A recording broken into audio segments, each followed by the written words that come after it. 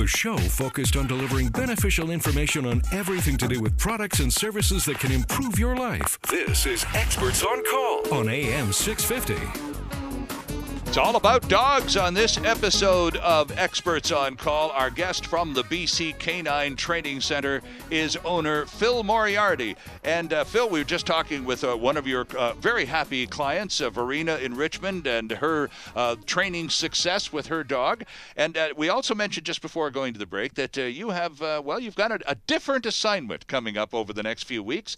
You're going to do some demonstrations up there in Whistler as part of the World Ski and Snowboard Festival, which comes up in just a few weeks. And Dog Fest has for quite a number of years been part of the larger World Ski and Snowboard Festival. And you excited about this? You kind of tuned up for this? Oh, sure, excited about it. I'm just playing a small part in it. We'll be doing a demonstration of protection work and that sort of thing for the I believe it's Saturday, April 19th. I'll do a demo at 11 a.m. and 1 p.m. Okay. And I believe, Sue, that's in the village proper, isn't it? Well, now let's introduce our guest here. Yeah. Our guest is the executive director of the World Ski and Snowboard Festival, April 11 through 20 at Whistler Blackcomb. It's a pleasure to welcome Sue Eckersley to our program. Hello, Sue. Hello, and thanks for sharing your show with me. Well, it's a pleasure to have you with us. Dog Fest has been a part of the larger event, the World Ski and Snowboard Festival, for quite a few years. Well, let's take it in order. Let's take the large event first, Sue. You're the executive director. Tell us about the 2014 edition of the World Ski and Snowboard Festival. Absolutely. The 2014 edition is also the 19th edition of the festival. Okay. So we have a long and cherished history of this festival in Whistler, and we celebrate music, arts, and sports. So we have a huge free outdoor concert series that goes for the entire day, or the entire time from April 11th to 20th. Right. We have world-class skiers and snowboarders. So if you're interested in seeing some of those medalists from Sochi, they'll definitely be here. The snowboarders will be here from April 11th to 13th, and the skiers, and there'll be some Canadian medalists that we're pretty excited to welcome back from the 17th to the 20th. So it's going to be big time on the hill for a major skiing professionals, and then great times in the village for the rest of us. Well, especially by the time you get to your 19th year, you've pretty well got it down, haven't you, Sue? Yeah, we're pretty lucky. We have a great event, a great community, and obviously the beautiful backdrop of Whistler Blackcomb to host it all at. Okay. Well, this has got to be a good year for you. 2014 Olympics just finishing, so you're high on people's radar right now. Yeah, certainly from the skiing and snowboarding side, that's certainly true. And you know, as I said, we're going to have some medalists here, which is always will add to the fun and, you know, getting to share in their experiences. So we're very stoked about the whole event. So how long has Dog Fest been included in the World Ski and Snowboard Festival up there at Whistler? Well, I can't remember when it wasn't. It's always been interesting. It's always been part of who we are. I mean, Whistler is a massive dog community. I mean, we jokingly say that we have the highest population of dogs per capita in North America. We certainly love our dogs, so it seemed natural fit for something that celebrated everything Whistler and mountain culture to include the dogs, and particularly because we operate Dog Fest in the benefit of animal welfare. Right, and this year the benefits, the financial benefits, will go to the new Victoria Humane Society complex, correct? Absolutely. We're very excited about partnering with the Victoria Humane Society, which is a new operation. But what makes it make so much sense for us in Whistler as well is, even though it's based out of Victoria, is its mandate is BC wide. So okay. We're excited about partnering with them, and they've already started to do in their short history. I mean, it's amazing the work that they are doing. They're currently fundraising for a permanent location, but they have over 100 foster homes. so they are currently, taking care of dozens and dozens of dogs, and they've already done hundreds of adoptions in their short I think it's like less than 2 months that they've been operating. That's terrific.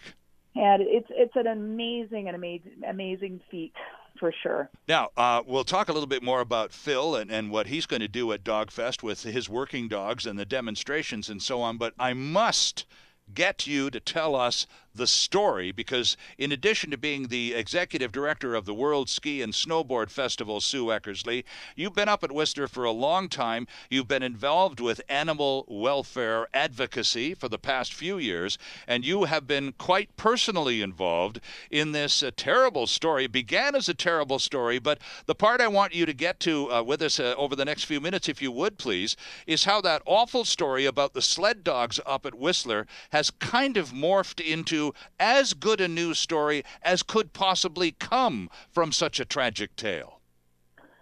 Yeah, absolutely. In 2010, I was a volunteer board member of the local Whistler Animal Shelter when the news came down that Bob Fawcett had slaughtered up to 100 dogs just north of Whistler, and was part of an operation of a commercial dog sledding operation in Whistler. Right. And unbeknownst to the owners of the operation, because Bob was tasked with the management of the company, when he sort of found out, obviously they wanted to get out of the business, and so they donated the company, the dogs, the assets to a not-for-profit organization called the Whistler Sled Dog company that was owned by the Sled Dog Foundation, which again I became a volunteer director of.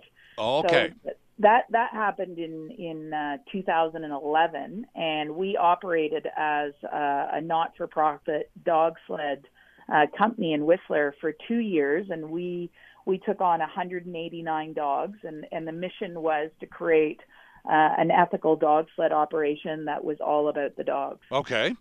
Well, we started immediately adopting out. I can remember the process starting, too, and that initial first wave of what would be adoptees was pretty huge, too, wasn't it, Sue? Unbelievable. And, yeah. And the credit goes to the BCSBCA around this. I mean, they were incredible to work with. Immediately they were our partners, and it was a pretty incredible situation where, the dogs that had been formerly, that Bob had slaughtered, their fellow dogs that were aged or injured, we were able to successfully, with the assistance primarily of the BCSBCA and also the local Whistler Shelter WAG, find great homes for them. And the whole notion of sled dogs not being rehomable was completely debunked. So there's just, now there's 189 dogs out there that have happily been rehomed through the Sled Dog Company, through the BCSBCA, and through the local animal shelter WAG. 189. So, that's fabulous. fabulous. And actually, in fact, there's a few more, because we did have a couple accidental litters. Okay. So we had some puppies, which we also adopted out. So it really has come to a happy end. I mean, in the end, the goal of creating this ethical dog sledding operation, we operated ethically for 2 years, but from a business perspective, it just wasn't sustainable. Right. And but that's a great that's a great news story for these 189 dogs and plus some of the pups. That's a great news story, and also goes to the point that we were just talking about in the previous segment. You may not have heard it, but dogs aren't just a one items show.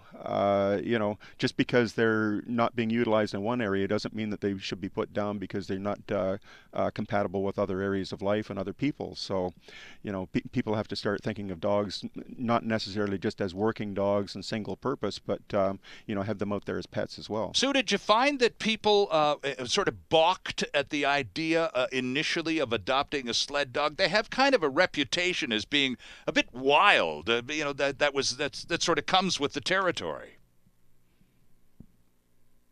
The differentiations between, our dogs is they were tour sled dogs. So, oh, okay. I mean, I still think that, sometimes sled dogs from up in the north, they provide a great challenge.